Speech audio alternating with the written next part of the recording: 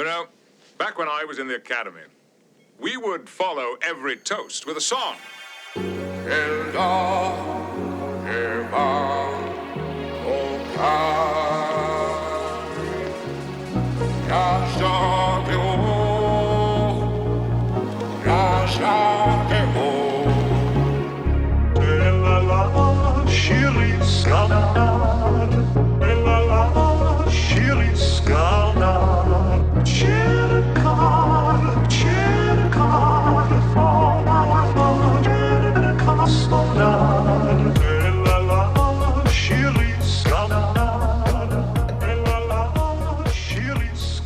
Okay, I think we're recording and we're live. Hi everyone, my name is Jay Ricard and I'm welcoming you to another episode of Where No Bubs Has Gone Before. This is a Star Trek Next Generation podcast exploring the themes, characters, and storylines from all 7 seasons of Next Generation. My co-host is, of course, my father, Jake Ricard. We are recording the show for the benefit of my son and Jake's grandson, Ben the Bear, but since so many people love the show, we've decided to put these out on YouTube for people's enjoyment or not enjoyment. Who knows? But we're here today to talk about Star Trek The Next Generation Season 1, Episode 9, Hide and Q, which debuted on November 23rd, 1987. So, Dad, before we get started, what did you think of this episode? I think there's so much to unpack in here. It was a really, of ones we've done so far, I think it was one of the most entertaining episodes because I'm always kind of intrigued of what's going to happen when Q shows up. And anyway, John Delancey just does such a good job in that role. He's also, I've gotten to meet him a few times at conventions like Dragon Con. He's also very nice to meet. Yeah, good. But like you said, I think there's always a lot of good stuff to come out of Q episodes, especially when it comes to like the actual exploration of the show. Mm-hmm. So let's set things up for everyone, and then we'll really kind of dig into this. Yeah, go ahead. Go ahead. The Enterprise is on its way, and it's actually a storyline that kind of gets dropped, but having dropped off Deanna Troi at a starbase so she can take a shuttlecraft to Beta Z, her homeworld. The Enterprise D is close to the Sigma 3 solar system where a Federation colony transmits an urgent call for help. There's been an accidental explosion that has in a mining operation, and there are 504 colonists at the site. There is a big rush to get to this mining facility on this Federation colony, and Dr. Beverly Crusher is preparing her medical staff to treat a massive number of injured colonists. En route to the mining colony, the Enterprise is once again trapped by an appearance of the Q grid, as the show sometimes deems it. Mm-hmm. And from there, Q arrives on the deck in the form of an Aldebaran serpent. However, you noted in some of the very great notes that you sent, the 3-headed serpent is a powerful symbol that dates back centuries, representing both sin and deceit in the Bible, as well as intimidation and power in ancient Greece. And I believe you found that on Wikipedia, and it's actually a really great definition for it's a really great explanation in some ways to Q himself. Mm-hmm. Because, Q, and especially in this episode, because I think there's so many biblical references in this episode, and even the very end, I think, is set up in a way that kind of has a lot to do with Jesus, but we'll get there. Mm-hmm. But the 3-headed serpent, when it first appears, I thought was very cool. It's it's a relatively startling creature to see appear on your bridge. But when Q gets there, he says that he's here to offer the crew a chance, because of their recent contact, to through the Q continuum, grant the crew all of their wishes and possibly the wishes of the entire human species, which Picard immediately kind of balks at because he's on a way to rescue actual people. However, Q makes it known that it's not actually Picard that he is here to discuss or test. It's actually Riker, who he remembers from Encounter at Farpoint. And there's a very clear intention from Q at the very beginning of this to separate Riker from Picard, because it's very clear to Q that Picard exerts an influence on the rest of the crew. And I don't know if you see it this way, but I think on one hand the Q character is in some ways there to test Picard, because I think ultimately every time Q deals with a character in Star Trek, he actually likes that character in some way, despite saying he doesn't, and despite acting like a misanthrope. I actually think that he likes Picard because, like, Picard is at least willing to stand up for the test.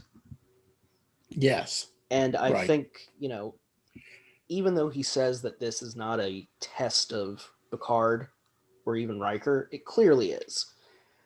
And it ends up being a test that I think that Picard in the end outfoxes Q. Oh, yeah, absolutely. And there's very much a and it's kind of what I alluded to earlier. I think there's very much a Jesus and the devil dichotomy here with Q and Picard, in a way where Picard has this kind of unending faith that the people around him will actually meet Q's challenges and surprise him. Right. Versus Q, who automatically has this kind of, I guess, cynicism, or at least stated cynicism towards humanity. When Q finally beams down, and this is where we'll start having more discussion, because I know I've been going on for a bit. Q separates Riker, Data, Geordi, and Worf and Tasha from the bridge of the Enterprise, leaving Picard stranded. Q essentially beams them to a unknown M-class world that has a green sky and a very arid wasteland, where he discovers that Q is actually waiting there for them, dressed as a Marshal of France during the Napoleonic era, in a field tent, where he explains to Riker that, there is a game afoot to test whether humans are willing to show the complexity and possibly the ability to do things that the Q continuum cannot. And because of this, the Q continuum has actually developed an interest in humanity because, and I quote Q here, "It is the human future that intrigues us. Your species cannot abide stagnation. Change is the heart of what you are." In many ways, I think, even though it's coming from a cynical character, you noted in your notes, and I was wondering if you could expand on this. It really is kind of Roddenberry's vision, in a way, about the future of humanity. Yeah, I mean, when that our species cannot abide stagnation, one of the things you'll hear from a lot of companies, particularly American companies, capitalistic philosophy, and so forth, is that we have to grow or we'll die. Yeah, and we may have talked about that at some point in the past, and that this need for constant growth is an admirable quality, but at the same time, you have to put it into balance with the market, the social niche you fill. And even now we have to put things in balance in terms of, how our activity affects our environment in terms of climate change. And, absolutely. so on. So we can't abide stagnation, and change is the heart of what we are. Yeah, that's true. And at the same time, that's has to be, you know, um, uh, colored by an understanding of where we are and where we have to go.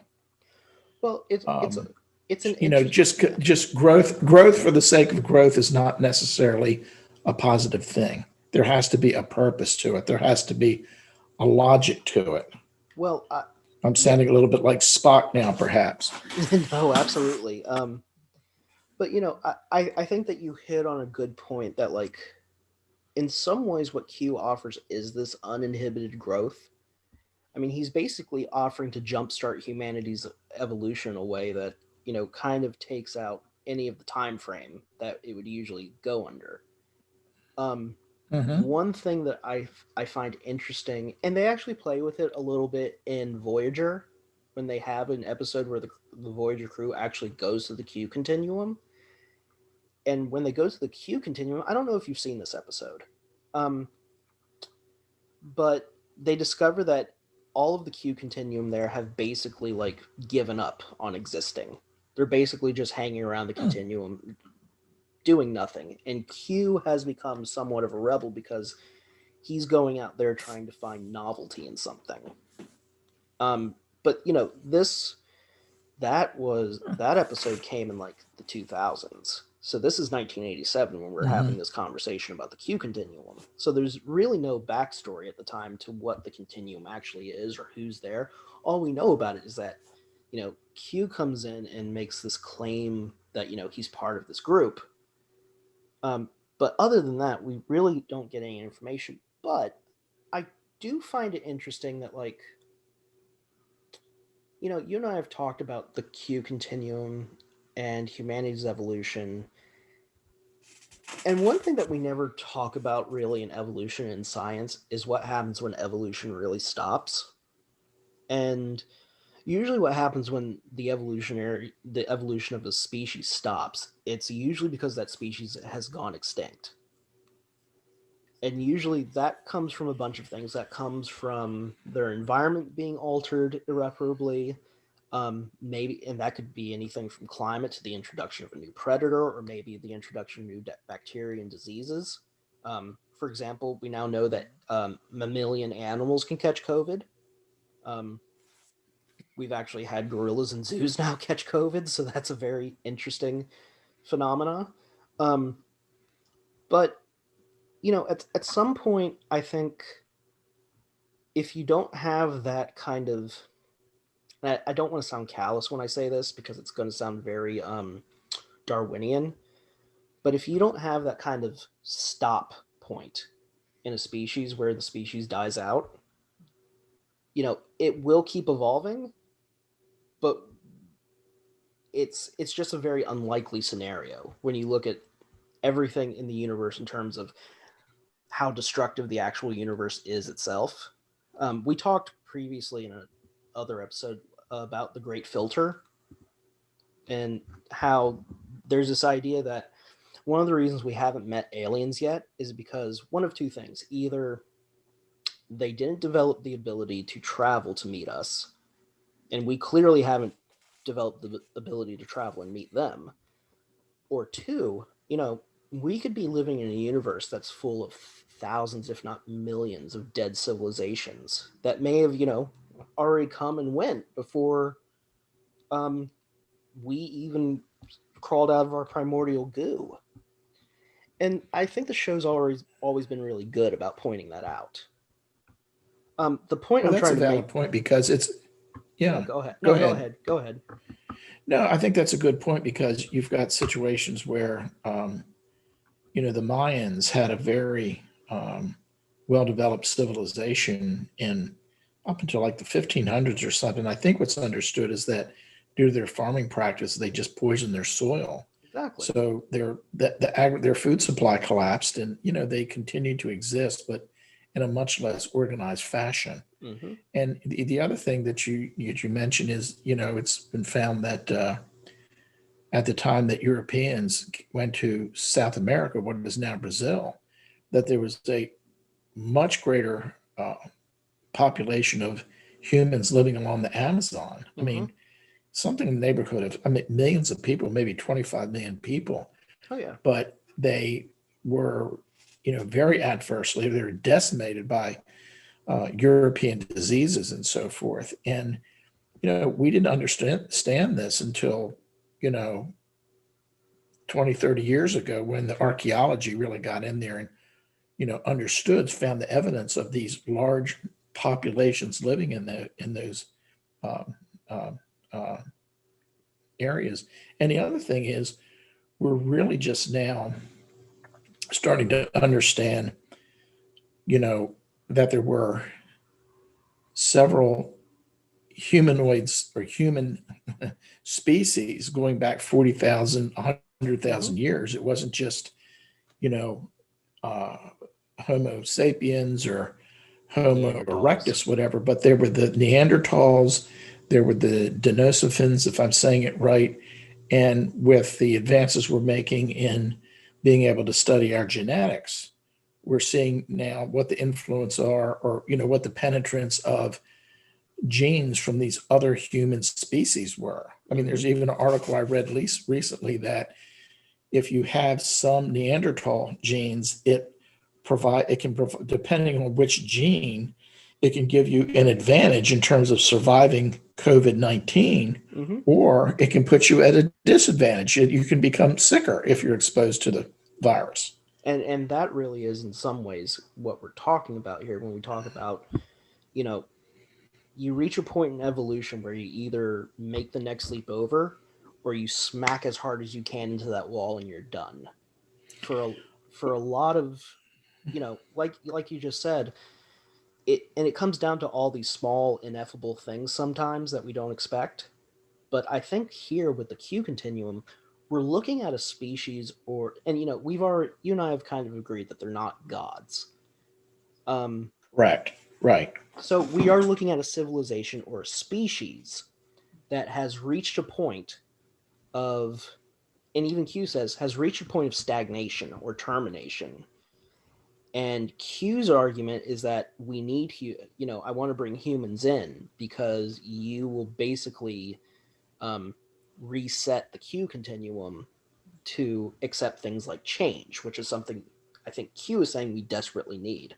And they later say he later actually gets it in Voyager with the help of Janeway. But So let me comment on that. That's interesting because, one of my notes here is that does the Q need humans? Because Q wants Riker to become part of the continuum so that the continuum can better understand humans. So Q, in essence, is on a human intelligence mission for the Q.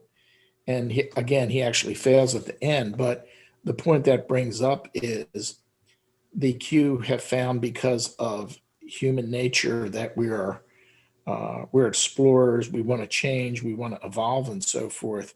Based on what you're saying about what understanding there is of the continuum in Voyager, maybe the storyline was they had thought about that, now when they did this episode, that the Q had reached a point of evolution where, again, they wanted to grow, but they didn't know where to go. And they needed some new, they needed a paradigm shift, and they wanted to, understand how humans continue to have this need for change and evolution. So if they could, kind of have Riker become part of them, the thought here is that they could sort of revive themselves, and they could see what their next steps are, the next step in their own evolution is, and so on. Oh, I think one thing that the show's very unique about is that sometimes it seems the solution to many of the issues in Star Trek. I'm thinking about Star Trek 4, The Voyage Home specifically, when I mention this. there's always this idea that if we're going to save the future, we kind of have to go back to the past or we have to look back to something that we lost and kind of regain it. In case of Star Trek 4, when the alien entity shows up looking for whales and there's no whales on planet Earth, it freaks out and starts destroying the planet, or at least every living thing not a whale on the planet. Um, and that necessitates Kirk and Spock and the rest of the crew taking the Klingon bird of prey all the way back to 1980s San Francisco to kidnap some humpback whales. Not kidnap. Well, kidnap. Yeah. But,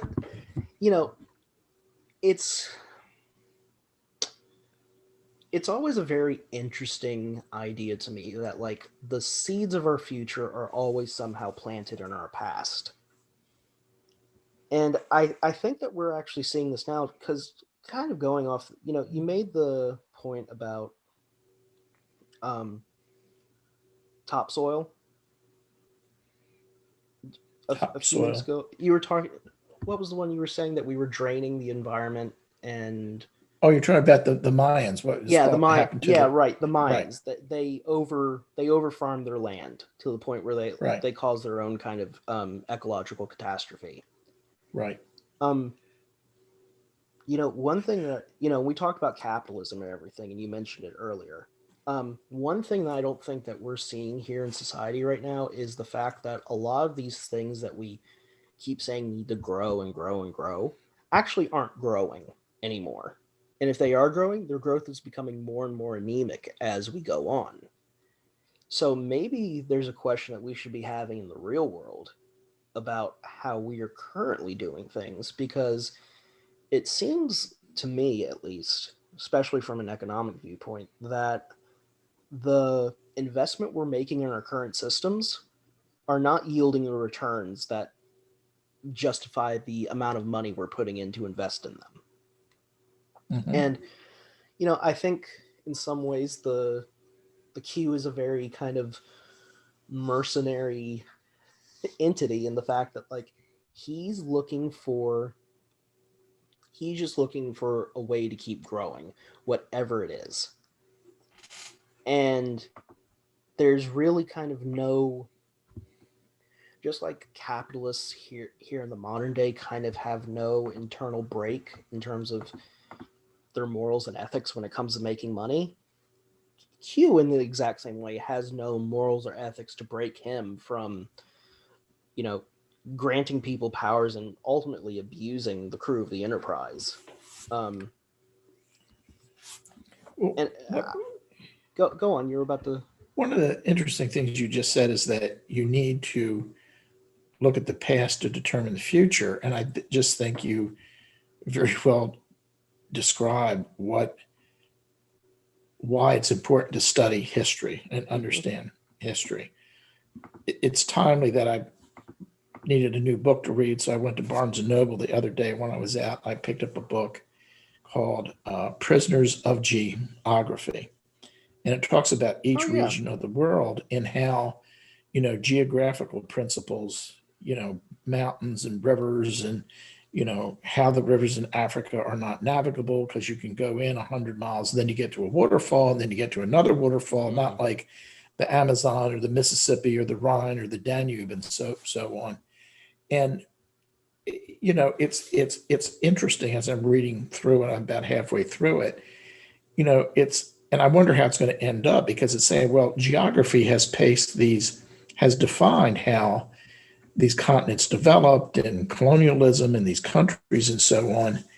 And at the same time, it's like, yes, geography helped, set the stage, but it was people, that elected to do things in a certain way. And, for instance, you just read the chapter on Africa, and there's a lot of, Africa was, kind of isolated from the world up until the colonial period, when the European powers went in and carved it up and so forth, because you had, the North African coastal plain, Morocco across to Egypt was, had good contact with the West, so to speak. Then you had the Sahara, then you had the Sahel. And because you had the desert between the North African coast and sub-Saharan Africa, matter of fact, Sahel actually means coast because those people in Africa looked upon the Sahara as another ocean.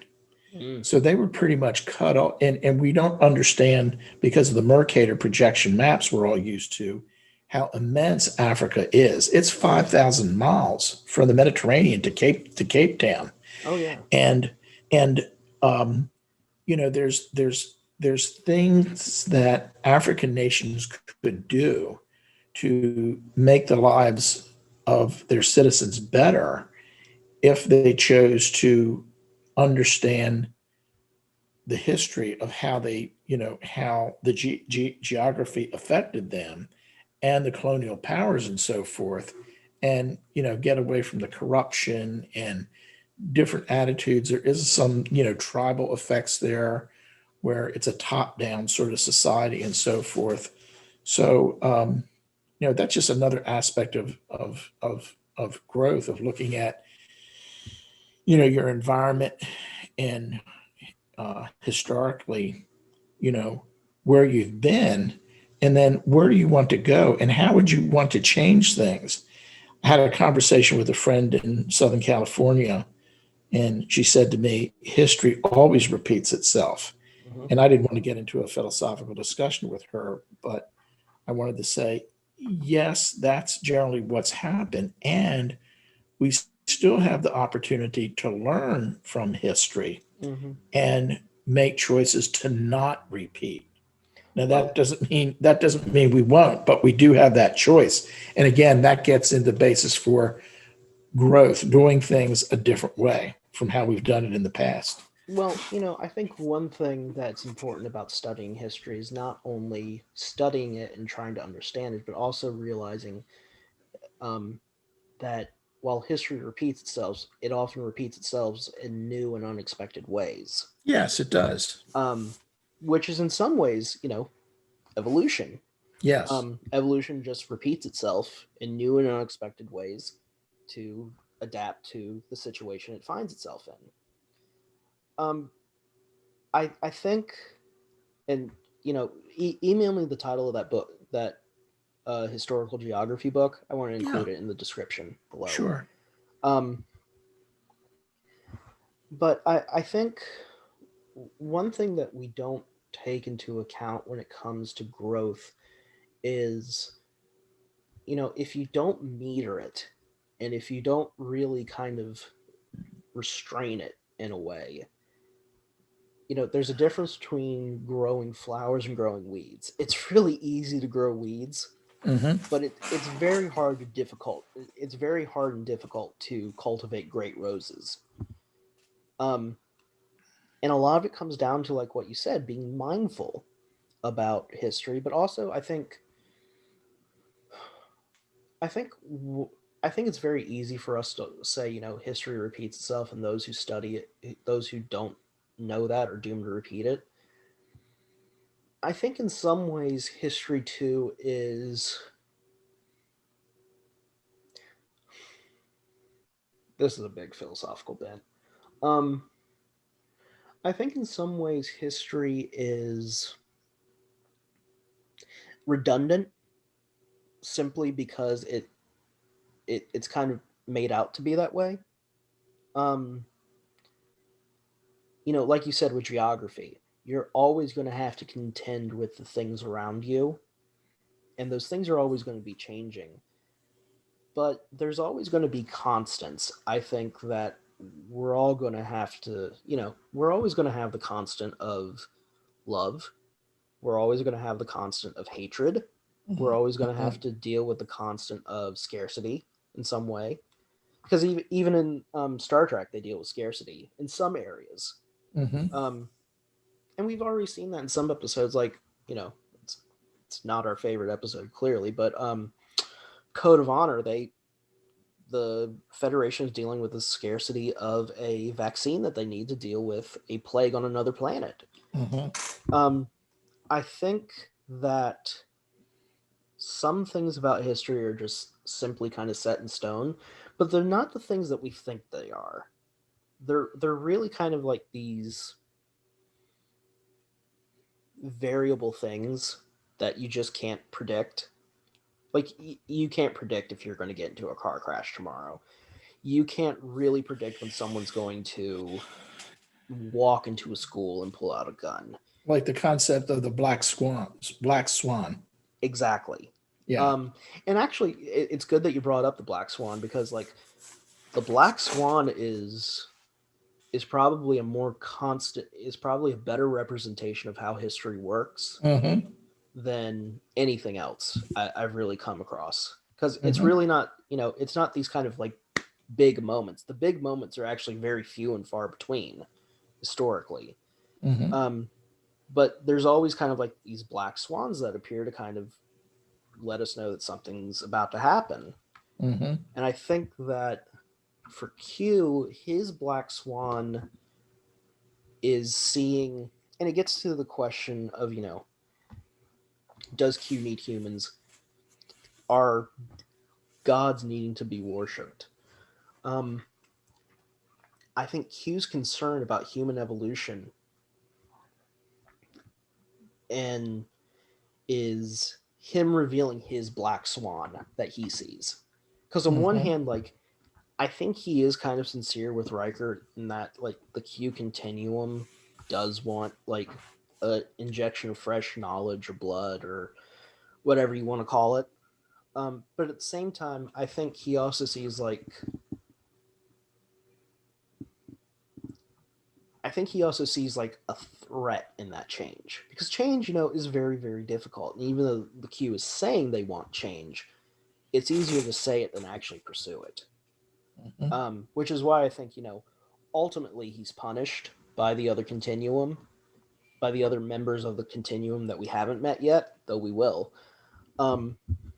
It's just a very, I know I'm kind of rambling, but it's just a very kind of interesting phenomena I notice that when we talk about history and stuff like that. And then in evolution as well. But getting to the question, do you think Q needs humans? And do you think God, in getting to the bigger question, if Q is a stand-in for God, and this episode very much has a lot of biblical touch points to it,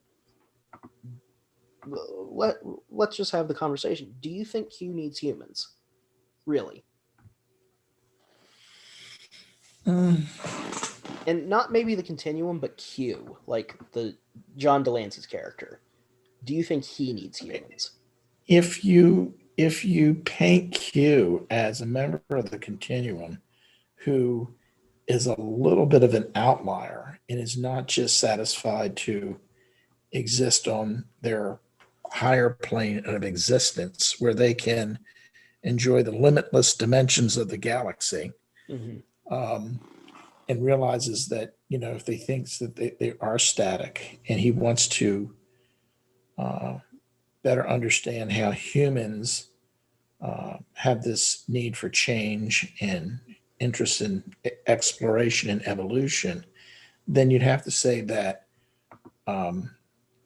Q needs humans. And by extension, if he's representing a certain outlier thinking within the continuum, then you could make the case that the Q needs humans if they are going to evolve. Well, getting to the question of does God need humans, I think that gets into a very, and it kind of connects to the Q thing, but there was this recent discussion I listened to on a podcast, and I'll have to go back and search for it, but I can't remember the title of the podcast. But they were basically talking about, it was a rabbi, a Catholic priest, and I forget who the third religion was.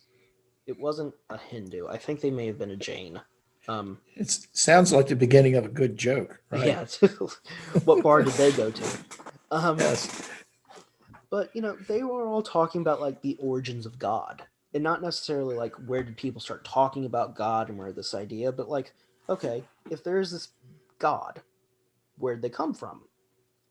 And there's really this kind of big theological debate throughout many Western religions and some Eastern religions too about, if you do believe in a singular God, and for the sake of this argument, let's say it's a Judeo-Christian God of the West. If you really believe that strongly, I think you have to ask questions of like, okay, God created the earth, separated light from dark, all that in 7 days. Ultimately, why? And I think what a lot of people have gotten to is maybe God is trying to figure out who God is by creating, by maybe being in this kind of, an outlying realm of reality that we can't perceive. God is suffering from this loneliness that he cannot explain and he cannot contend with. So therefore, he creates angels and humans and planets and universes and all these things to not only like give himself company, but also maybe help define himself. Because there's no all of these people, all of these religious people in this podcast were kind of came to the conclusion that like God doesn't have any parents. So if God doesn't have any parents, who teaches God how to be God? Does God automatically come with that knowledge of how to be God? It's I think, yeah, I think that this question will perhaps never be answered. I can't imagine how it would be, but one of the things that I found is that, and it fits in with what this priest and rabbi and Jane, whoever we're talking about, is that an individual. I'm speaking for myself because I've done this. You can't gain a better understanding of God unless you question what God is. absolutely. And and that's getting into being very kind of personal about this, is that we talked about this when we were talking in a previous episode, is that if God is omniscient, omnipresent, and omnipotent, then why would that entity, and I'm not using a gender because I don't think God is a white man with a big beard like Michelangelo painted him on the ceiling of the Sistine Chapel, but why would God need companionship and worship? And I think that we talked last episode about how by questioning my religious faith, it has evolved. And, I see Jesus's teaching as really something we haven't talked about in this podcast, but I say Jesus's teaching really saying that, there is a God separate from humanity. And at the same time, God exists within the human heart and soul, within the human psyche, really. Mm-hmm. And that when we as a species, that if enough people come to agree with that understanding of God, then that unifies us much more than we are now. Mm-hmm. There was a friend of mine who was from Australia, and I didn't know it until I went and visited him in Australia, that he and his family were Jewish.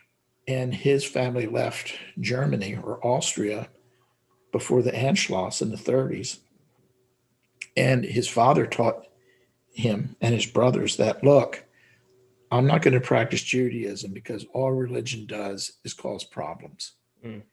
And that's not, you could make an argument for that.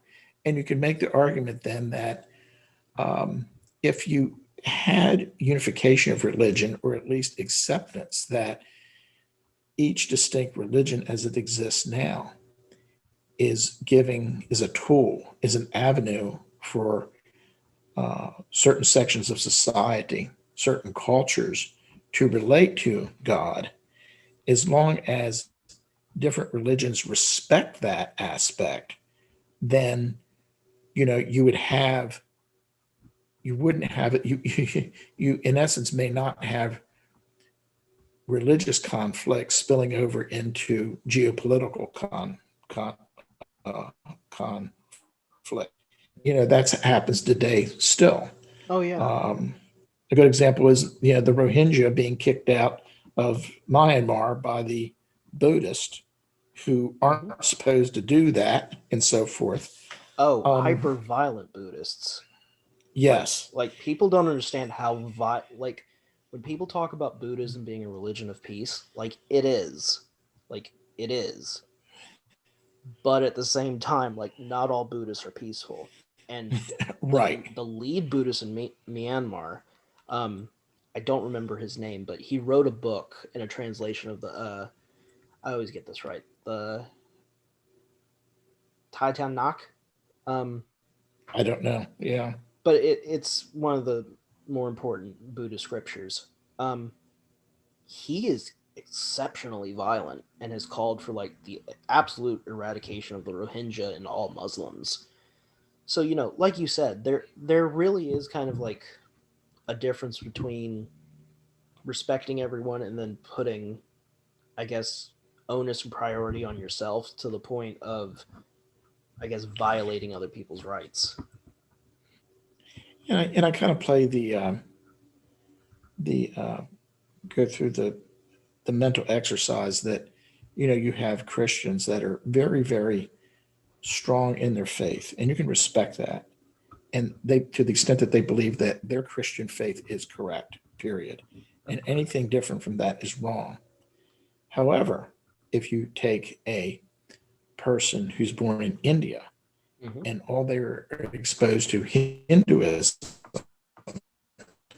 in Hindu religious principles and so forth, how can and they'll have the same approach that what I believe is real and correct, and what the Buddhist thinks or the Christians thinks are wrong.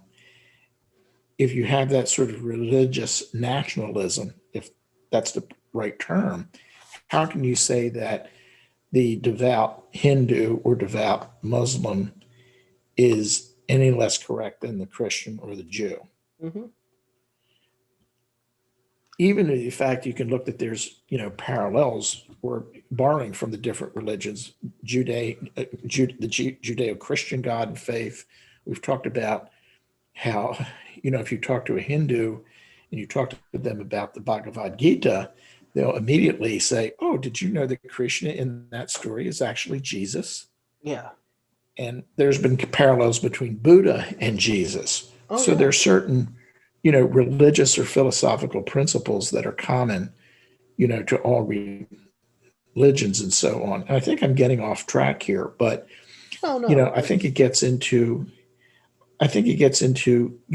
question of or the definitely going back to one of the things we discussed before, the Q continuum as it's exist in the Star Trek universe are not gods. Yeah. Well, I think I absolutely agree with you on your points.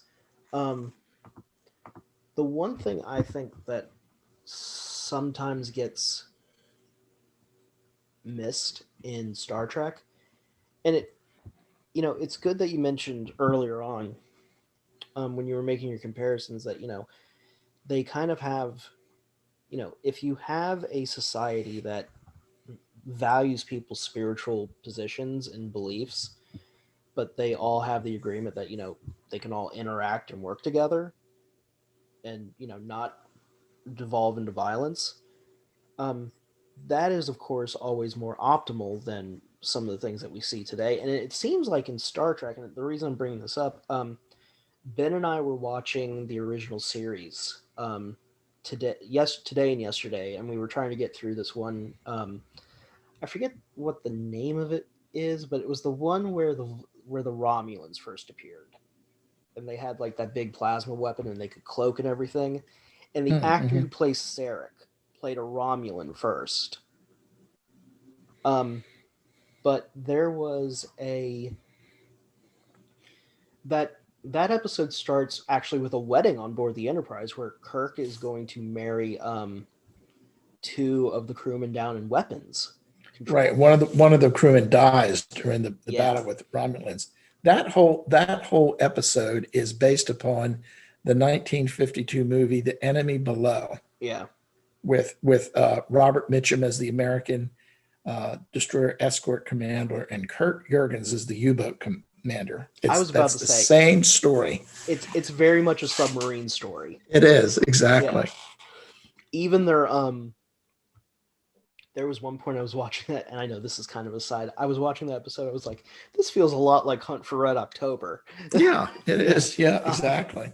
But, I think the reason I brought up that episode is when Kirk is going to marry those two crewmen from weapon control. One of the things he says, besides saying one of the greatest traditions since the days of wooden ships has been the shipmaster's ability to bring two people together in matrimony. And he says, by the customs and many faiths we believe in. And he says that, and I found it really interesting. The many faiths we believe in. Star Trek never does away with the idea that people have faith or have religion or believe in gods or believe in some greater, I guess, reality beyond the one they're living in. But it seems like like you noted, it's better that, people can have their faith, and if they can at least agree to cohabitate. I think the good thing that Roddenberry puts forward in Star Trek is that in the future, we actually make it. We actually make it past that hurdle.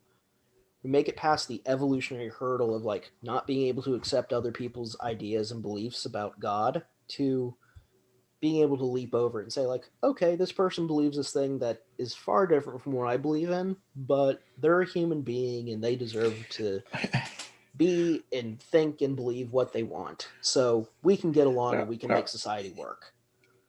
That's a huge evolutionary step that we still haven't taken. And the other thing I think is probably real is if you could really have a conversation with somebody that they really opened up, whether they've had some alcohol to drink or smoke some weed or they're taking a psychedelic and they're really just opening up and so forth. If individual A can best describe their concept of what God is and tells that to individual B, they're not going to be the same. I think every person on this planet, even within a specific religious, discipline, they're going to have a different concept of God, a different definition, because it's very personal, because God, and this gets into some of the, what's said in the Jewish faith, that God cannot be described. There's a female side to God. There's a male side to God. You get into that. There's that there's no gender really. He or she is everything. Kind of gets into the Hindus, where they have 30 million maybe representations of God. But people, when you really understand Hinduism, as I've come to understand, there might be 30 million representations, but it's still one entity, one energy. Well, one thing that I was going to mention when we were talking about Jesus and how a lot of Hindus will look at the story of the Bhagavad Gita, which is my own personal holy text, or at least the one that I subscribe to. The one thing that people would be surprised about India if they went there is how much they would see Jesus in like major cities.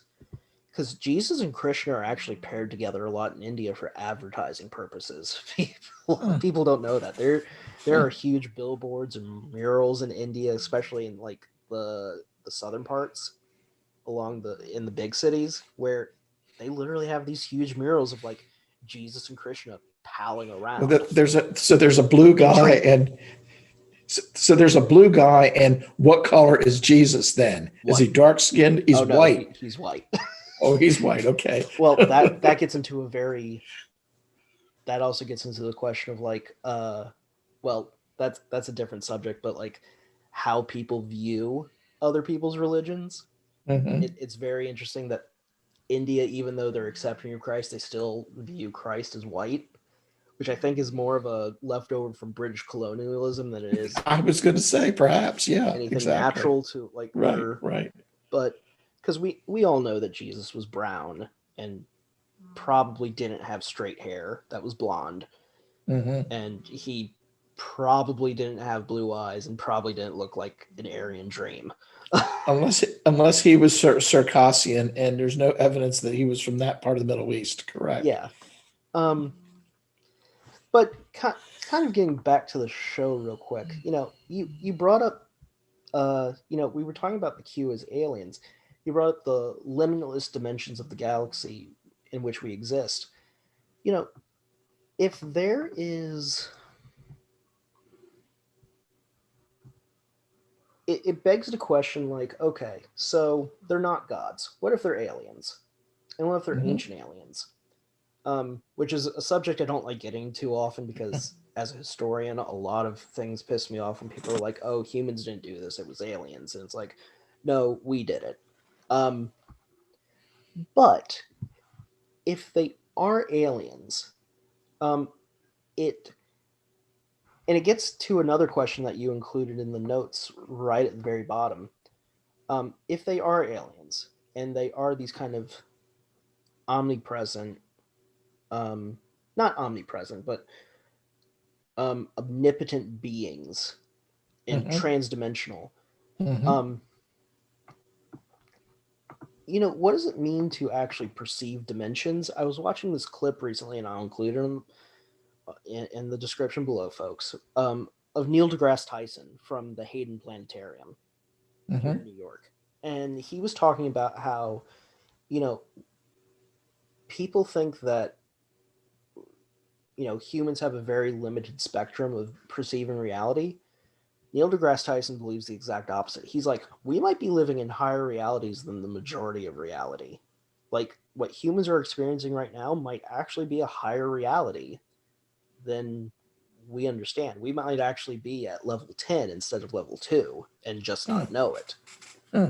And I think that gets into the question of, and it's one that you asked, if we are, let's say we are being visited by a Q-like creature now, if we are being visited by a transdimensional alien and it's not overly hostile, um, are they like the Q in studying us?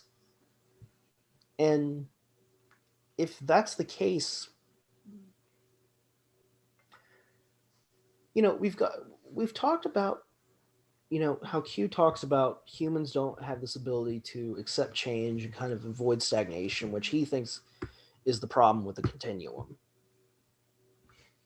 Why do you think in the real world and this is kind of a fluff question, but if you were a transdimensional alien, why would you study humans? If you were a transdimensional being, meaning you could go between different universes and different times, it would just be like taking um, your cable device and switching channels. Basically, it could be that simple. Do you think that we're a better channel than others out there? Maybe. Based on this conversation we're having, the Q would think so. Look at all the crazy things that these people have done over thousands of years, and look what they're trying to do now. How silly they are, How the hell did they get this far? right? How do they um, even survive? but I really love this question that you posed. Are they studying us? I, you know, I looked at this question when I first read it, and and I've asked you like, why would you study humans? If I Yeah, was a trans, it's really another way of saying it is, are we worthy of study? yeah, and I think the quality that if I was a trans-dimensional being, and of course I'm not, folks, but if I was, what would I be interested in? And I think the thing, if I was Q, I would be interested in the in the idea that this primitive species, from my experience, or at least my viewpoint, this primitive species has somehow survived millions upon millions of years of blundering their way through, and yet somehow they're able to distinguish beauty, ugliness. They are able to create magnificent works and also do the most devilish and horrible things you can imagine. I would I would really be fascinated in studying humans, because it's like, how do these single individuals trapped in their own material space still somehow perceive and understand so much? Because, I think one thing that Q finds fascinating is that, like, Picard can go with him. Picard Exactly. Picard can argue, and so can I Riker. I think the answer to the question is, are we worthy of study, is actually in the show Hmm. when Q and Picard start to have an exchange about quotations from Shakespeare. And Picard, I forget what quotation he says, but he gets the last word and he really pisses Q off. So Q, I think, disappears because he's lost that discussion. Here, let And let me actually and find it the talks, quote. and it, because it talks about the creativeness of humanity and so forth, and that, just Shakespeare itself, the fact that Shakespeare exists Yeah.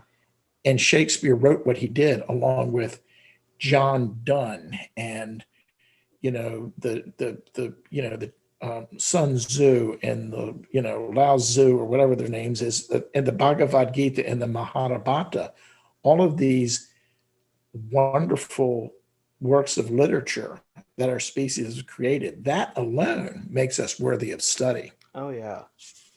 I actually found the quote if you want to hear it.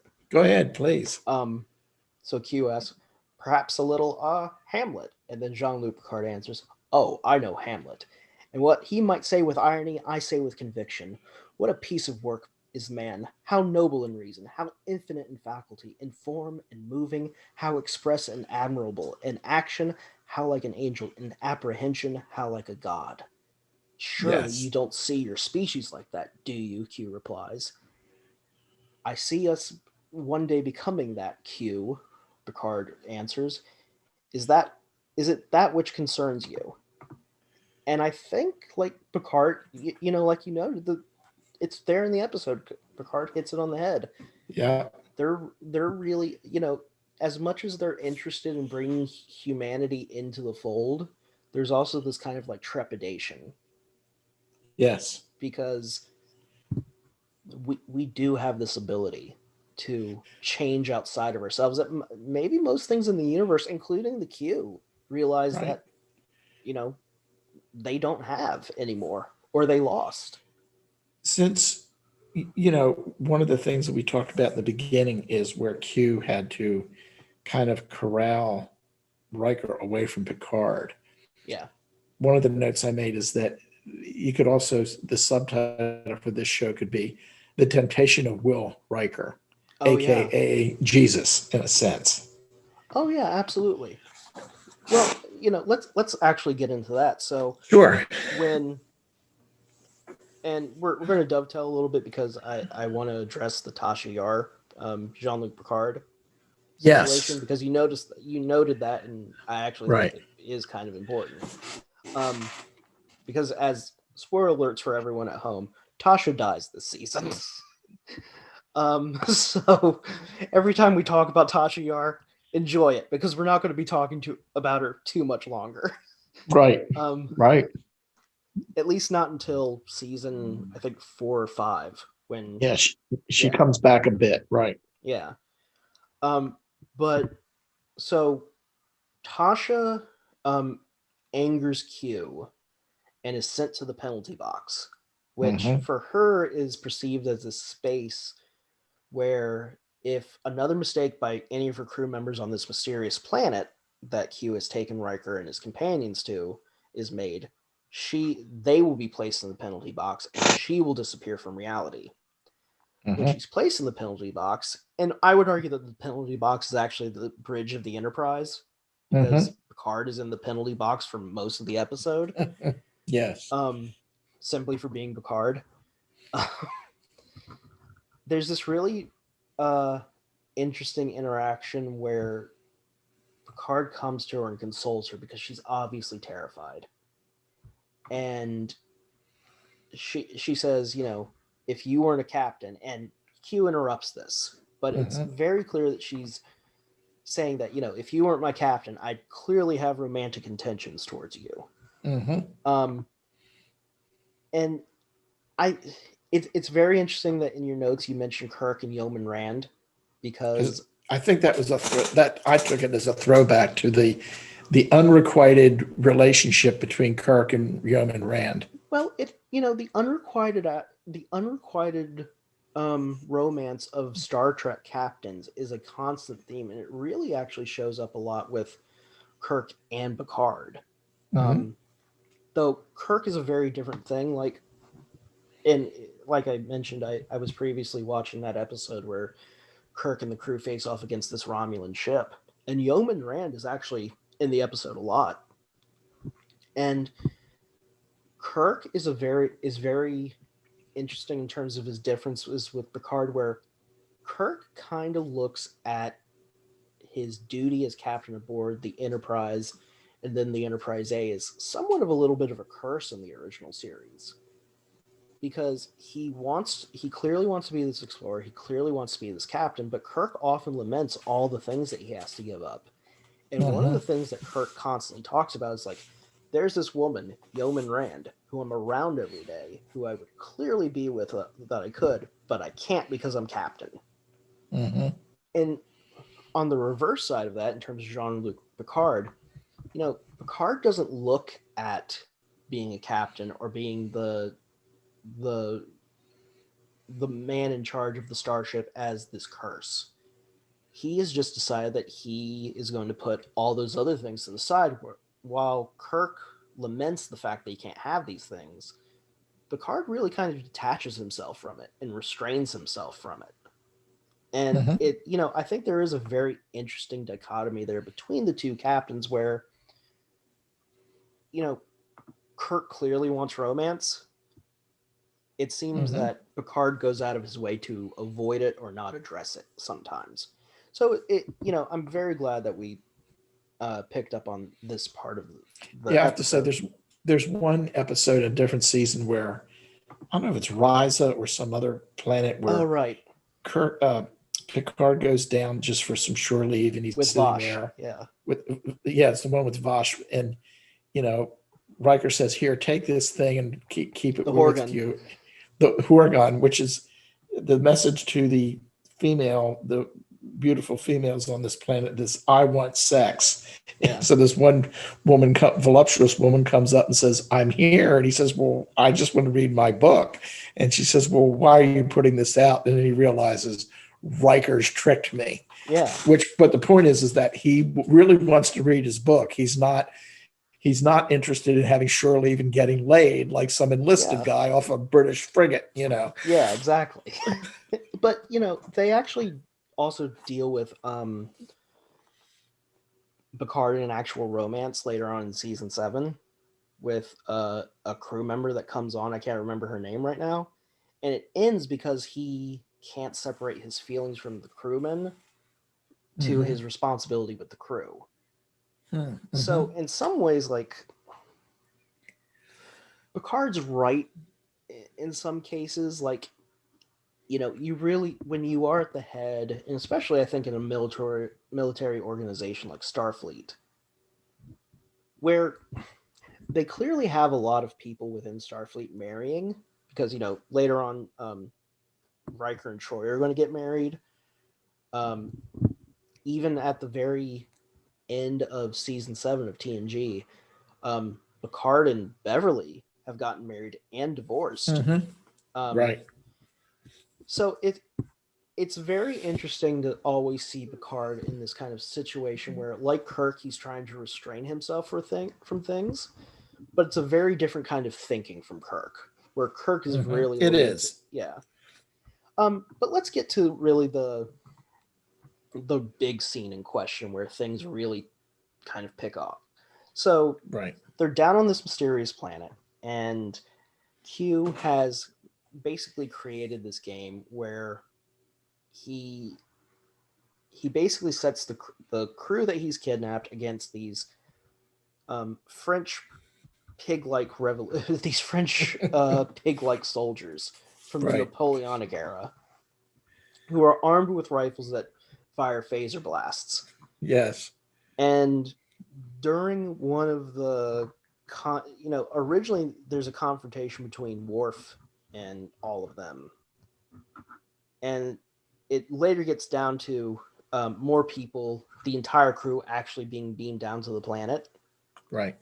And there's this really cool scene where they dress John Delancey up as Data, and he looks great.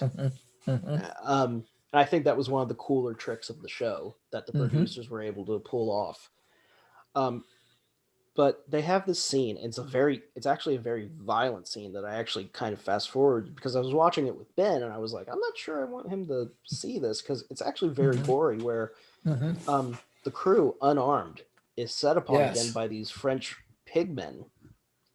And their muskets have bayonets. Yeah, and they stab Worf to death, clearly on screen, and then Wesley Crusher, trying to save Worf, Right. is stabbed in the back and impaled in a very brutal and dramatic fashion. Yeah. But in the chaos of all this, Riker is screaming "No, no, no," without realizing that he's been given the power of the Q. And Q says at the very last moment, use your power. You can change this. You can fix all of this. And Riker does. He raises Wesley. He gets rid of the soldiers, and then he basically raises Worf and Wesley. And Picard's like, Riker, did you do that? And Riker has this very kind of interesting moment where he's like, yes, and I'll do this as well. And he throws his arm up, and they all reappear again on the bridge. And this gets to your note of Riker's body language kind of immediately changes to where he takes on this more kind of adversarial, authoritative role to Picard, especially when it comes to crossing the arms. He really takes on this stance where he's crossing his arms, and usually we associate crossing your arms with defensiveness. But in this case, Riker has very much taken on kind of this kingly aspect to himself. Right. So they're back on the ship. Q, for the most part, has kind of retreated for the moment because I think he wants to see Riker use his power. And Picard and Riker come to this agreement that, you're still a crew, you're still the commander aboard this ship, and you still follow my orders, and you're still bound to Starfleet. Please don't use your powers. So they arrive or don't use your powers any more than you already have. So they arrive to the Federation colony on, I think it was Sigma 3. Yeah. I just want to make sure. I think it's Sigma 3. Yeah, yeah. So they get to that mining colony, and they discover that the disaster has been truly disastrous. There's wounded people everywhere with severe burns. There's collapses and cave-ins. And during the rescue mission, Data, displaying his freakish android strength, basically clears out this tunnel and finds the dead body of a little girl. And Riker is tempted. And do you know what? I take that back. He's not even tempted. Beverly and Data almost push him to do it, in a way. Because Data even looks at him and goes sir, you can change this if you want. And Riker says, I made a promise not to do this. And he actually follows through. But when they get back to the ship,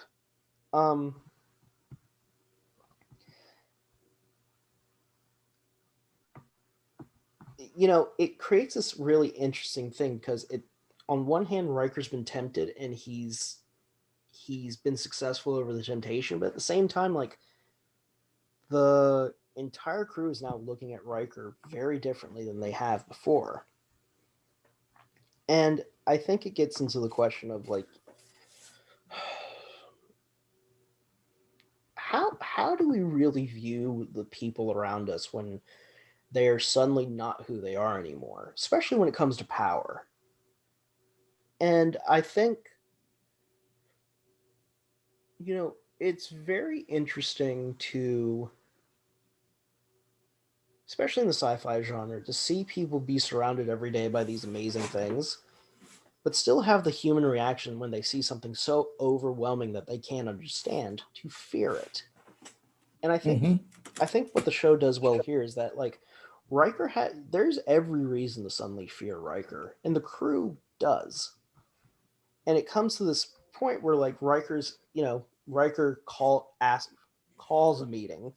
Oh yeah, Riker calls a meeting for the crew to come and kind of examine what he's done and for him to explain his position about things. And it gets us ultimately to this penultimate scene where Q appears as a monk. To Can really you get pause for 1 second? Yeah, sorry. Okay, sorry folks, we're back. We had to take a minute.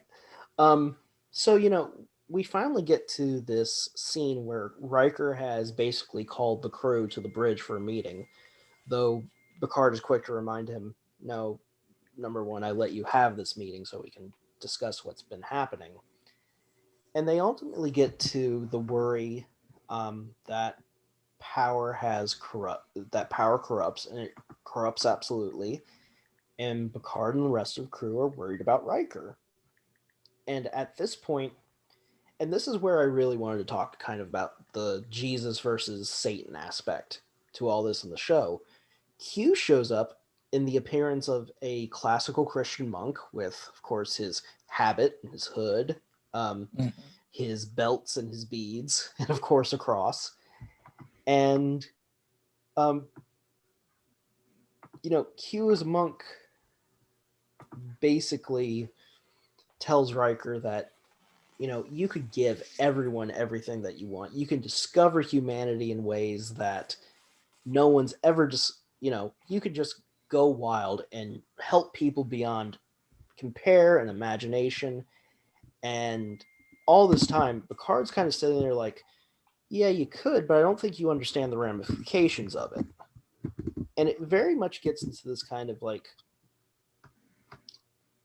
I think the temptation of Christ in the Bible is very interesting because it really does get into this idea of Satan coming to Christ and saying like, look, you're the son of God now. You could do whatever you want.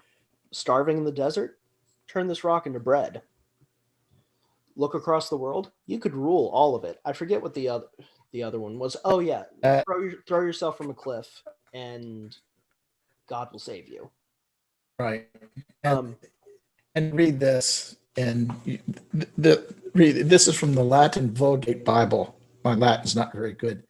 Ex digit ili haec tibi omnia dabo, si cadens adoravis me, which is Matthew 4:9, and saith unto him, all these things I will give thee, if thou wilt fall down. And the interesting thing that you'll enjoy is it has the words tibi dab, which is actually inscription in the Central Dome of St. Peter's, because Tibidabo is the basis for that beautiful mountain over Barcelona, Tibidabo, because to the Catalans, that's where they think that Satan took Jesus to tempt him, because you can look over the coastal plain where Barcelona is out into the Mediterranean, which I don't think you and I went up there, but I've been up there. It is a magnificent, beautiful view. Yeah. But and the thing about that, just comparing Jesus' temptation to Will Riker's temptation here, this Riker is very human because benefit of his colleague being tempted also. Yeah. And they didn't, and just like Jesus, but Jesus was by himself. And, there was a 50-50 chance. Jesus said, oh, why the hell not? But Jesus obviously knew who he was, what he stood for, and he did not fall to the temptation. Riker had it, in a sense, a lot easier because his colleagues there that saw what was going on and they weren't buying into it. Plus, Jean-Luc Picard actually managed the whole scenario, the whole temptation very, very well. I mean, Well, he really put himself on a higher moral plane than Q. oh yeah, absolutely. Well, I think one thing that I've always taken from the Bible is that Christ is very clear about the natural progression of things and just kind of the nature of the world itself. Because that's why he says, render Mm-hmm. unto Caesar what is Caesar's and render unto God what is God's. Like, even though there is Mm-hmm. clearly this God that we have to morally and ethically follow, we are still surrounded by this world full of things that we have to deal with. And Riker's Yes. immediate solution when he gets this power, and it's good that you brought up how he deals with the rest of the crew, because he tries to tempt the rest of the crew into believing, like, hey, look, this newfound power that I have is actually great and beneficial and can be beneficial to everyone, because he offers Worf companionship in the form of a Klingon woman. He offers Geordi sight, which he actually gives Geordi, and Geordi reveals his attraction to Tasha. Um, and he also Yes. Right. offers humanity to Data, who's actually the first to reject it outright. Because one of the first people to get what they want is Wesley Crusher, because Wesley Crusher wants to be an adult, and Riker turns him into an adult. I forget how far he threw him. I guess like And 10 years into the future. 10 years into the future, and it's in the process of giving everyone what they want, everyone realizes that this is too much too soon for what I actually need or want. Um, Geordi realizes that like losing his blindness this way is not actually going to improve him. Um, Data realizes that like it's the actual search for my humanity, not becoming human itself, that is more important. And they realized that gaining humanity in that way would be farcical, even. Yes. Well, it's cheating, and It's cheating. and I think And, ultimately, yeah. Sorry, and go that's on. the same thing. That was the same thing that Wesley Crusher thought. Yeah, because ultimately Wesley says, Wesley wants to just get there on his own. Right. But you ask a really good question in the notes that you sent. What would you have done if you could be granted a wish by Q? I don't know. That was how I'm left. It's like, I don't know. Yeah. And then,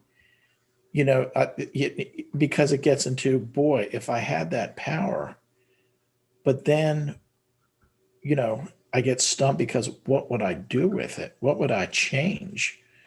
Um, would the power, it gets into power corrupts and absolute power corrupts absolutely. You would hope that your tendency would to make changes that are for the better. But when you realize that you would have that unlimited power, would you be tempted to do something that was just personally beneficial to you? Can I Which, take yeah. yeah, that's it.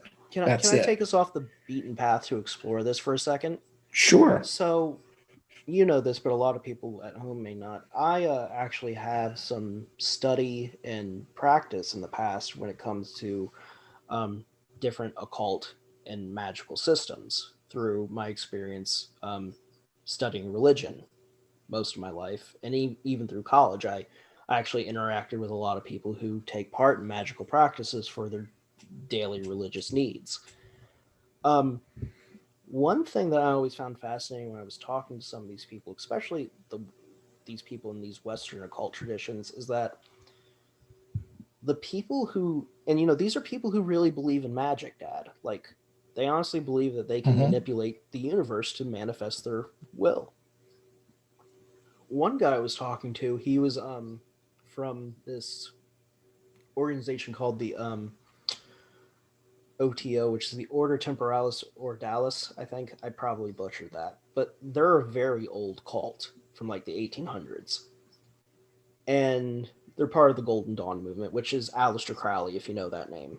I don't. Aleister Crowley is a very famous magician and occultist in Britain during the 1800s and early 1900s. So actually look him up. I think you'd be really fascinated because he's a big deal in a lot of occult circles, probably the biggest figure in occult circles. But, you know, one thing that I found talking to all these priests and magicians, and I've talked to a lot of like voodoo priestesses and priests here in the, you know, in the South where you're still located. I'm in New York now.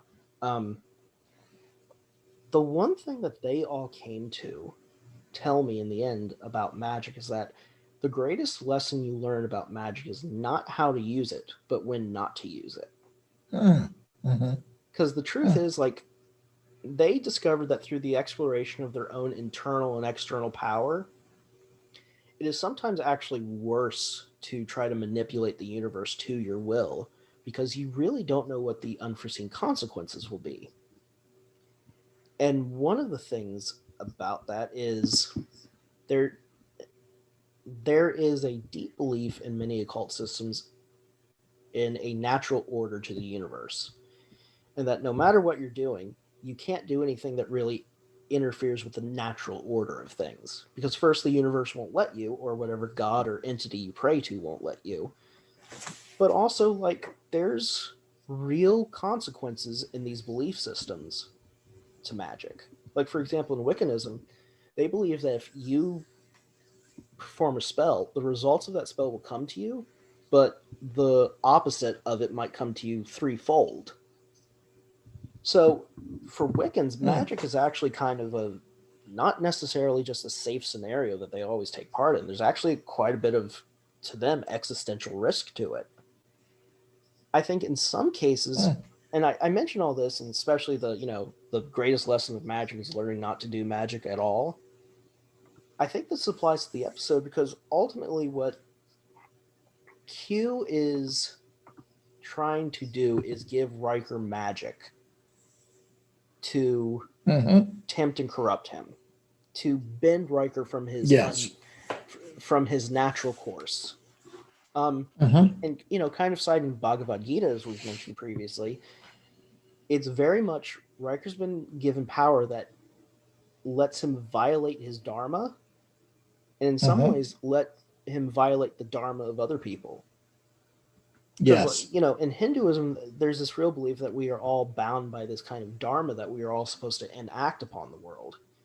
And the things that we are given and the things that we have to deal with are all there for us to figure out how to shape the result of what our mindfulness will be. Even though we are not supposed to be bound by the result, we are supposed to be bound by the pursuit of dharma and being truly mindful about our character, our consciousness, and our actual effect out in the greater world. You know, Q has basically given Riker the ability to violate everyone's dharma. And I think what, you know, maybe it's Krishna, maybe it's Christ, but what Picard does here is kind of remind Riker that, you know, it's not the quick and easy way that has gotten us here. It has been the laborious, sometimes fraught, sometimes damaging. But it's the difficulty of the journey that grows us. It's not the actual results or the tools of the journey itself. It's the journey. And if you don't take that journey, you not only miss out on so many things, but you actually may end up in a worse place than you thought. And I think Wesley is the first one to say that. He wants to get there on his own. And part of it is I think he also sees his mother's fear. Because his mother went, I think Beverly sees that temptation of knowing like Wesley wants to be an adult, but like every mother, and you know, I feel this when it comes to Ben, you want them to be children as long as they can be. And that's very hard. So I can imagine just the terror that Beverly's feeling, seeing her son age 10 years. But Wesley having the wherewithal to look at his own mom and then look at himself and then look at Q and go, this isn't right for me. And Riker, at the very end, when he places everyone back into a normal state, he looks at Picard and he says, "How did you know, sir?" And, Picard really kind of, I want to get this because he explains it really well.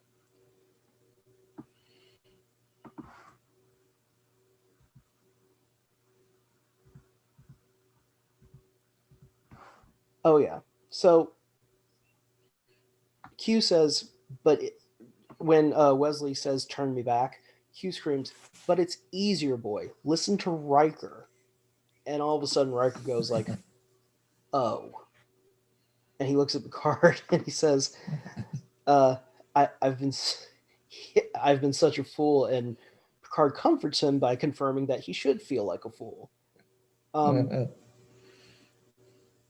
I think what he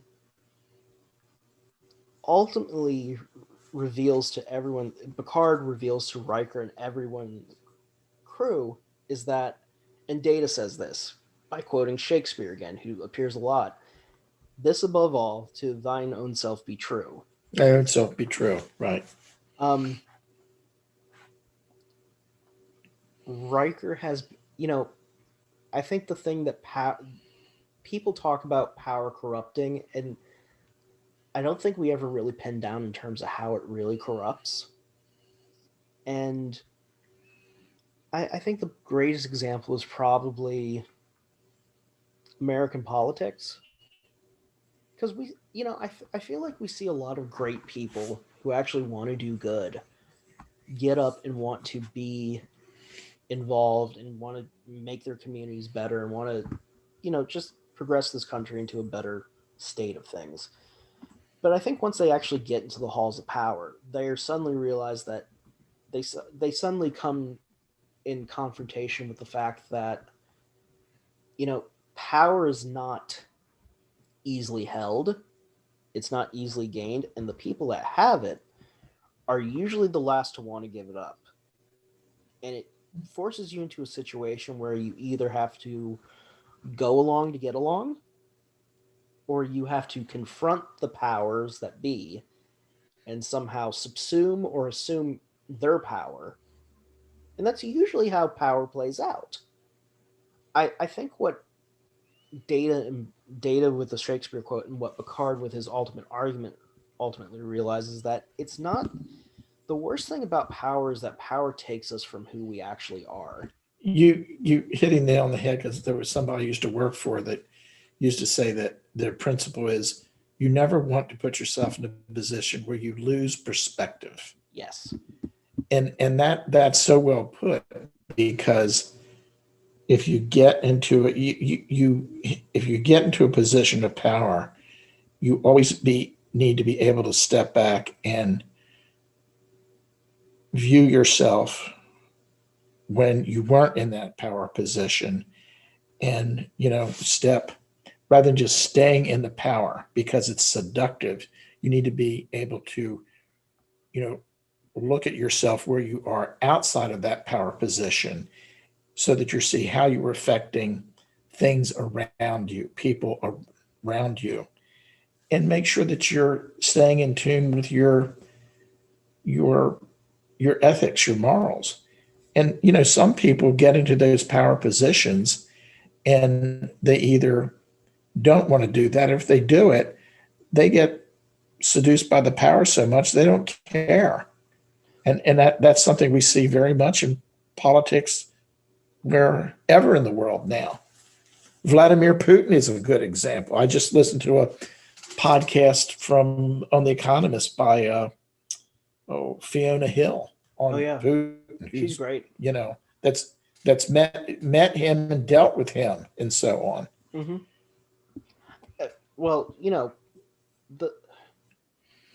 the warping aspect of power on perception is something that, and we talked about moral relativism in a previous episode, But power really is ultimately the guarantor of moral relativism in a way. It's the power of who's empowered versus who's disempowered that really draws these distinctions. And I think one thing that we can look forward to in a future, if we have a future like the one shown to us in Star Trek, is that, even though there's a captain and there's a hierarchy to command, power, it seems, is still dispersed as much as it can be among Starfleet. Like, they have multiple admirals, they have multiple captains. I've started watching the show and looking at how many pips people actually have on their collars. And, like, there's a lot of ensigns, and there's a lot of lieutenants, and there's a lot of, like, lieutenant commanders. There's a lot of just enlisted personnel that aren't officers even. Yeah. But, they're all given their own sense of responsibility, and some of them even earn themselves into positions of power, even the enlisted ones. Like Chief O'Brien, for example, in DS9, he's not a commissioned officer; he's enlisted, and he basically at one point they give him a huge position of power at the end of the show, where he basically goes and teaches engineering at Starfleet Academy. In today's society, even with our military, even if you were enlisted, the chance of you could have been a great soldier and a huge specialist and been better than any officer in that field, but they're going to be calling the officers to head up projects, and they're going to call up officers to head up programs. It's very rare that even in today's military, that you see enlisted personnel actually be given high ranks of power. And part of that, I think, is there's a little bit of economic trade-off there in terms of, like, okay, the enlisted person may not, well, traditionally, the enlisted person may not have been given power in terms of the actual structure itself, in terms of the military hierarchy. But what we pay you at the end of 4 years is free college. Maybe some sort of health insurance and maybe some sort of pension. So, there's a trade-off to that, but, it seems in the future they've kind of done away with that power dynamic to where it really is based on not necessarily a person's positioning or status. It really is dependent on how well someone performs to that role. And I think that that's something really important to note when we talk about Star Trek, that they have a very different view of power. Well, maybe Roddenberry and the writers have a very different viewpoint of how power is used and what power actually is. And I think where they place power, and I think this show shows it, this episode, Hide and Q, shows it very well, is power isn't in the ability to give people what they want or seduce them or tempt them. Power really is being able to be mindful of your situation, to be compassionate to people in times of great stress, like Picard is towards Yar, and to really consider the ramifications of your actions. Because we can make any sort of decision tomorrow. I can make a decision to go drink right now and not even think about it, and suffer consequences for it. But if I'm mindful about it, I'm clearly not going to go drink. I'm probably not going to go drink at all for a long time. Well, I think one of the principles of leadership is, if you're in a leadership role, you have to understand that you have responsibilities over other people, to direct them, to supervise them. We're talking about in a non-military sense here. And these people report to you, but there's actually an obverse responsibility where, you have to support them and they have to feel that. So, there is a dual responsibility there. And it's sort of like, getting back to Jesus, I think of the poem Footprints in the Sand here, where, as a Christian, you're supposed to be you worship Jesus and so forth, and you pray to him so that you can do things. But at the same time, Jesus always promises back to you, when you're in trouble, you know, think about the times that I carried you, and that there weren't sets of footprints in the sand, only one, because I was carrying you. Mm-hmm. And I think that's a good example of how you can treat somebody and worship someone, or treat somebody as your Lord, or your boss, in a sense, to make that parallel. But at the same time, the boss has a responsibility to take care of that person. And Mm-hmm. we see this both in, once we talk about Kirk and Picard, we see that in both of them. They do it in different ways Mm-hmm. because they're two different people. Their personalities are different. Yeah. Well, um, I think Kirk is a more conscious motivator, where he is very explicit in telling people what he wants, but also like helping them kind of helping them see their own potential in getting there, where Picard's much more of a gentle nudge Yes. and helps people discover what was already there, instead of Kirk saying like, okay, you already know you can do this, go do it. Right. Picard's much more like, let's think about this and let's get there, but we can get there. Right. It's the difference between people call Kirk a space pirate sometimes. It's the difference between, if Kirk is a space pirate, by all means, Picard, in my view, is an intergalactic ambassador. Like, Yes. they have very, Yeah. very different roles and very Yes. different ways of going through things. Like, Kirk's a submarine captain.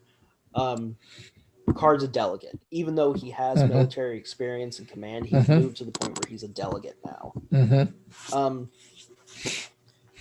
But, one thing that I kind of wanted to finish up with is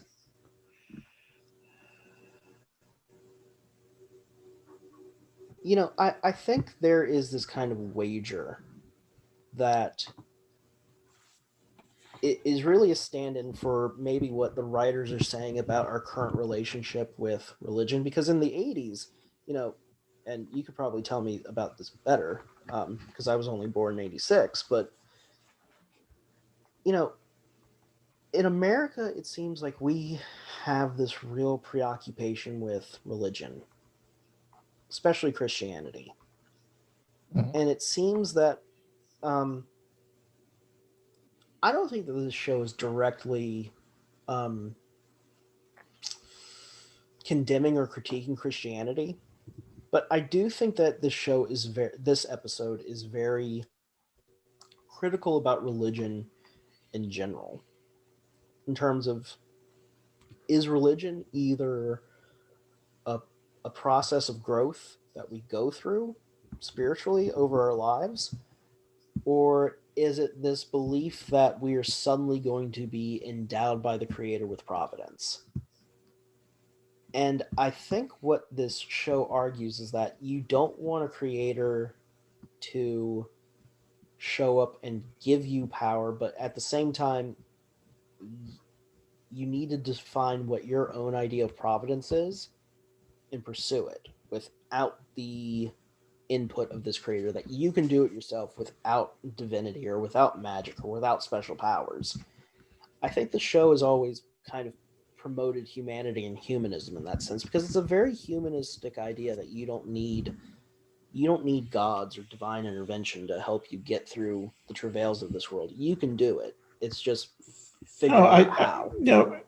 I agree with that principle, because there's a lot of people that are devout Christians that have a situation that they want to deal with, and they pray to God because they want God to tell them what to do.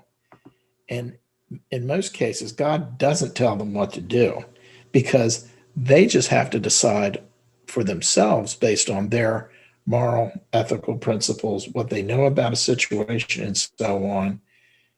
People think that God has a hand in the world, and he, she, it does, but it's through our hands. We are the hands of God. Well, I think there's a good biblical example of this when I use the line, oh God, I was about to pull up this line and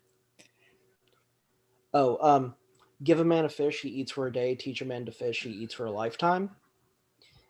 I think what Jesus is saying there is that it's very easy for me to just give you whatever you want, answer all of your prayers, and just be the God that you're expecting me to be. Just send you to heaven right now.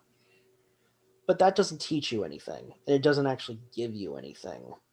I think actually going to Buddha for an example of this, it's actually my favorite parable from Buddhism. It's from the Lotus Sutra.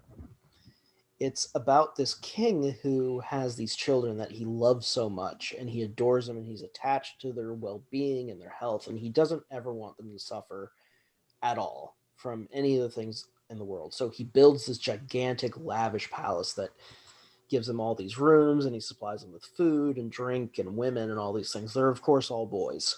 But he surprised them with these food and drinks, and then one day, a fire catches in the palace. And during the fire, the children do not attempt to escape because they are so bound by their worldly pleasures that they can't even see the world falling down around them. Their father, however, is cognizant of the fact that he has made a mistake. So he goes outside the house and he brings forth a series of chariots for his children to ride. And he goes back into the house and says, like, the house is burning down. You guys need to leave. And they all kind of wail for a second. They're like, but what about our riches and our women and our food and our drink and our house that's burning down? And he's like, yeah, the house is burning down, but once the house is burning down, it's gone. And if you burn down with it, you're gone too. You have this option outside that I've created for you where you can go out into these chariots. You can take these wonderful chariots that I've found for you, which are wisdom, and you can go out into the world and find something greater than the worldly or material pleasures that you've been deluding yourself with. And I think in some ways, like, Picard sees that by Q giving Riker power, Q has actually put Riker in the burning house. Because the true chariot, the chariot as Picard sees it, and I think as the writers of Star Trek would see it, is not power. It's the effort. The real power that we have is in the effort we make to be better. And again, it gets back to, like, I could solve all your problems like that at once, or I could show you how to solve your problems for yourself and empower you. Well, yeah, I think you're right, because it gets into a very practical aspect of today is where you have people who, get welfare of some sort. And, some people will say, well, you're just giving them fish. You're not teaching them to fish. And my response is, yeah, I agree with you. You shouldn't give people who, need help just the fish. You need to give them the way so they can learn to fish. But the problem is in our society, a lot of these people, they just don't have any access. They don't have the education. They don't have the ability to get in a position where they can fish. Yeah, they're not. One of the things that's being debated in Washington now is what's a living wage? If you can't pay somebody a living wage, they can't live. So they're going to constantly come back and want a handout of some sort. It's a vicious cycle. Well, one of the problems right now, and I guess this is the part where we end the show in terms of the episode. Thanks, everyone. But we keep going.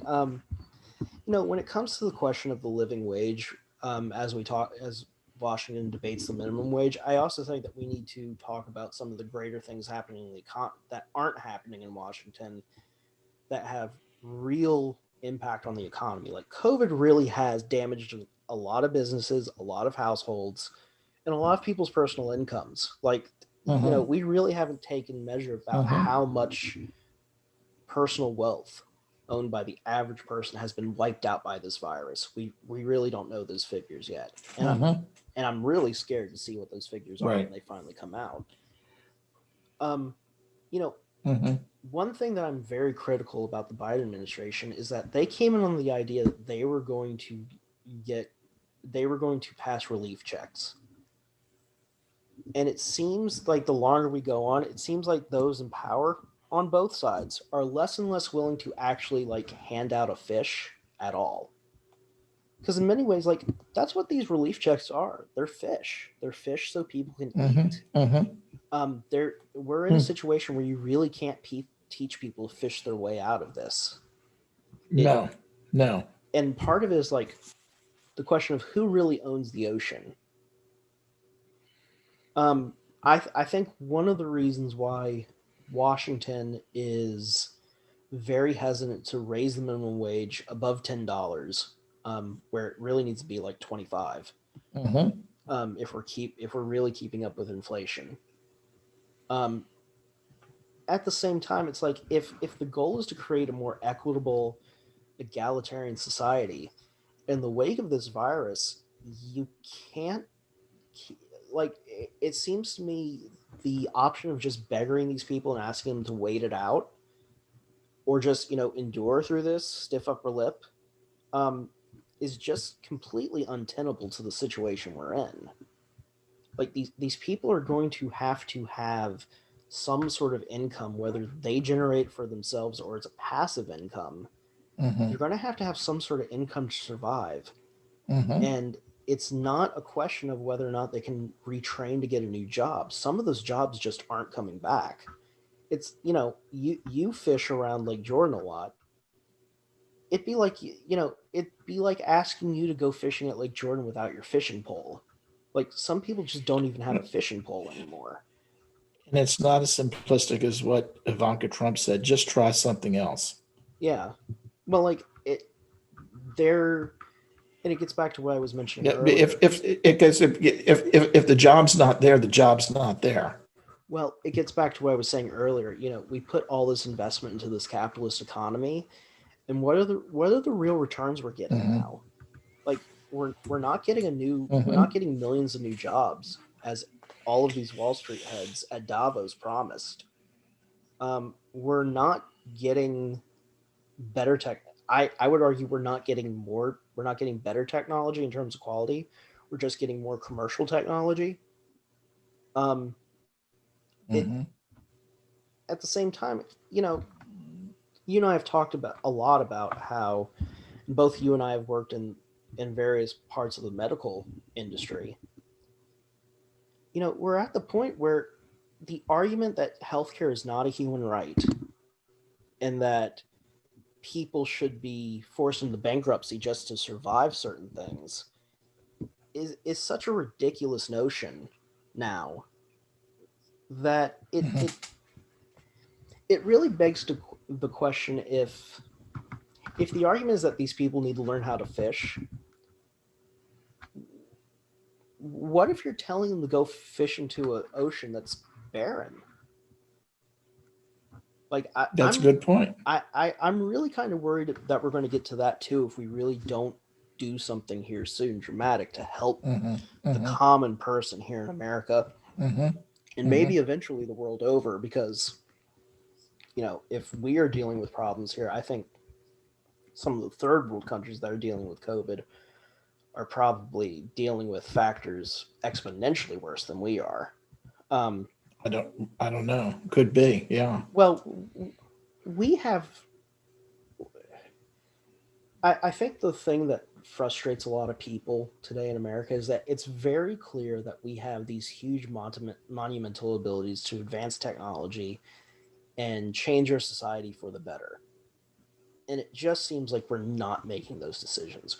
We're making the decision to advance technology, but we're not really advancing ourselves for the better. We keep saying we are, but that seems like more marketing speak just to sell the technology. And it gets back to this question, we keep giving people the power of a smartphone and the internet and all these things, but are they really Q gives Riker this power, this omnipotent power, but is Riker really any better for it? And you and I were talking yesterday about social media and the effect social media has had on all of us.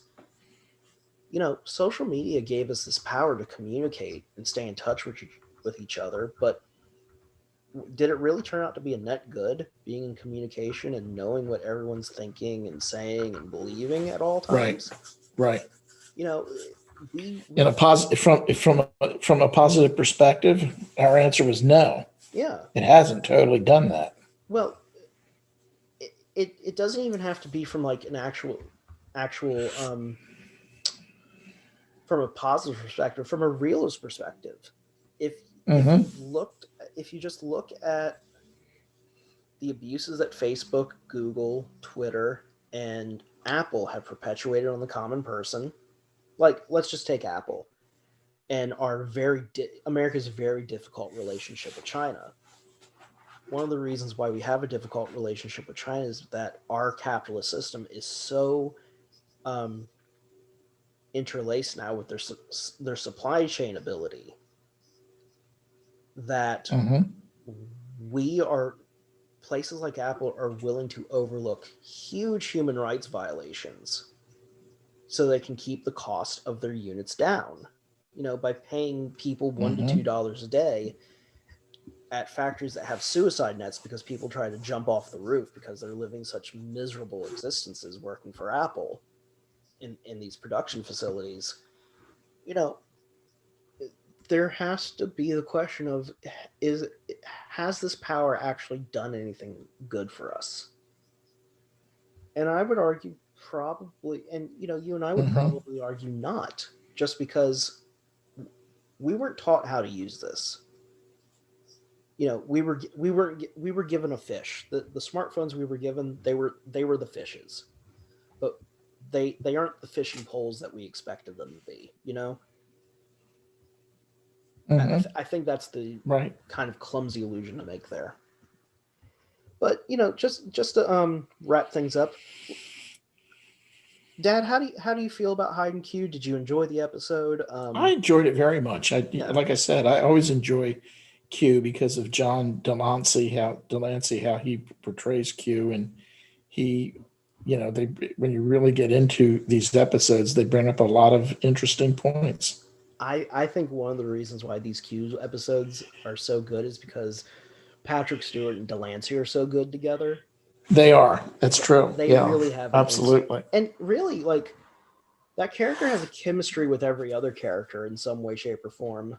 Like, even the antagonism between Q and Worf is very funny and very natural to itself. Yes.